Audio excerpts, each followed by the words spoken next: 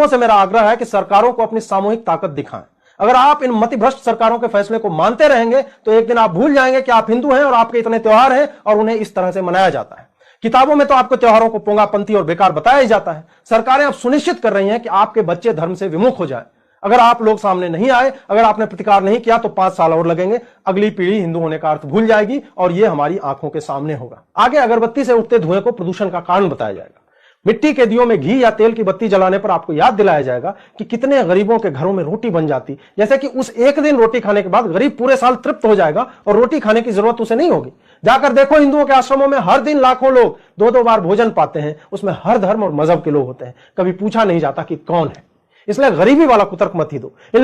कौन से देश से हैं आप? मैं जर्मनी से, और अभी मैं लगभग 20 साल से वृंदावन में रहती हूँ। ऐसे कहा गया कि अगर हम भारतवर्ष में जन्म लेते हैं, ये बहुत उच्च जन्म है। अब एक प्रार्थना है, मेरे साथ ये जप करो, हरे कृष्णा हरे कृष्णा हरे कृष्णा हरे कृष्णा कृष्णा कृष्णा कृष्णा कृष्णा हरे हरे हरे हरे। हमेशा कथा सुनना जरूरी है। ये वहाँ पर विदेश में हम नहीं मिल सकते। हम सभी भारतवासियों के हृदय में भक्ति है। सभी इंडियन लोग धार्मिक है और ये बहुत महत्वपूर्ण है। साधु संग यम यम वापि स्मरन् भवं चयाति अन्ते कलेवरम तम तम एव इति कौन्तेय सदा तत् भाव भावितः। हरे कृष्ण बोलते, हरे कृष्ण।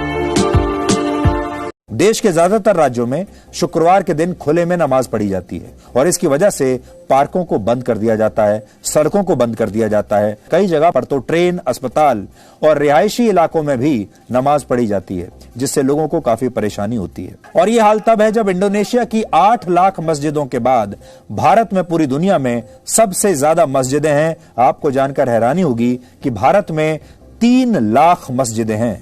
हालांकि कुछ रिपोर्ट ऐसी भी हैं जो ये कहती हैं कि दुनिया में सबसे ज्यादा मस्जिदें इंडोनेशिया में नहीं बल्कि भारत में हैं।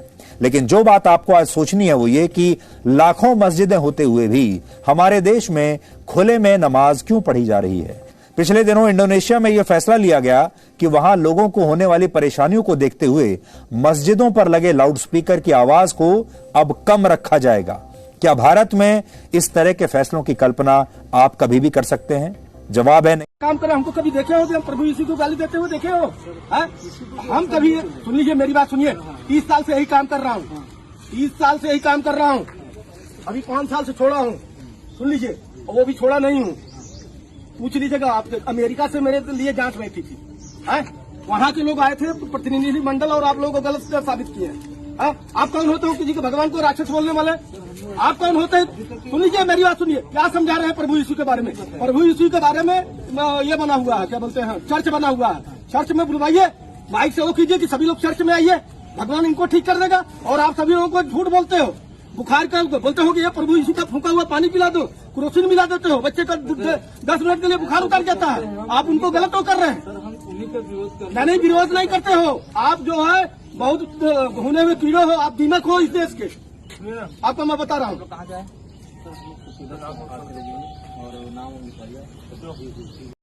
यदि अपने अस्तित्व और सनातन हिंदू धर्म को बचाना चाहते हो तो यादव, ब्राह्मण, ठाकुर, जाट, गुज्जर, दलित बनकर वोट करना छोड़ दो हिंदुओं।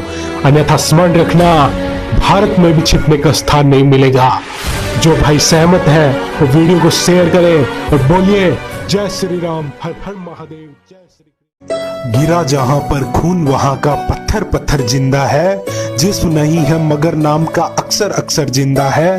जीवन में यह अमर कहानी अक्सर अक्सर गढ़ लेना। सूर्य कभी सो जाए तो राणा प्रताप को पढ़ लेना। सूर्य कभी सो जाए तो राणा प्रताप को पढ़ लेना। योगी जी 35 साल से उत्तर प्रदेश में कोई भी मुख्यमंत्री दोबारा चुनकर नहीं आए। मैं आऊंगा ना। आपने मुझे सवाल ही नहीं पूछने दिया। मैं यही पूछ रही थी कि ये रिकॉर्ड आप तोड़ सकते हैं। मैंने रिकॉर्ड तोड़ने के लिए ही आए हैं हम लोग। तो कितनी सीटें आएंगी? 312 थी पिछली बार और अखिलेश जी बोल के गए 400। मेरा जो ट्रेंड चल रहा है ना, आप उससे नोट पहचानो हमें।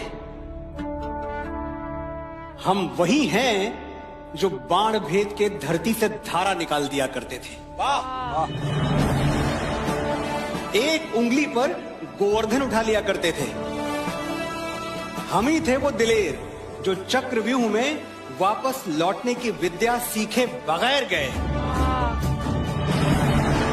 और वो भी हम ही थे जिनके फेंके हुए पत्थर पानी में तैर गए। हम मारना भी जानते हैं और बचाना भी। हमने दुश्मन के लिए फाइटर जेट्स बनाए, संगीन बनाई, और जब जिंदगी की सांस टूटने लगी तो हम ही ने वैक्सीन बनाई। भारत और लिख दिया उस वैक्सीन पर, सर्वे संतु निरामया, यानी ईश्वर सिर्फ हम पर ही नहीं, हर किसी पर, सब पर करें दया। कल तक राम भक्तों पर आज से 31 वर्ष पहले गोलियां चला रहे थे, आज वो आपकी ताकत के सामने झुके हैं। अब लगता है कि अगर कुछ और वर्ष आप इसी प्रकार से ले चले तो अगली कार सेवा के लिए वे और उनकी पूरी खानदान लाइन पर खड़े होते हुए दिखाई देंगे। आप देखना, अगली कार सेवा जब होगी तब गोली नहीं चलेगी, तब राम भक्तों पर, कृष्ण भक्तों पर पुष्पों की वर्षा होगी। और यही लोकतंत्र की ताकत है।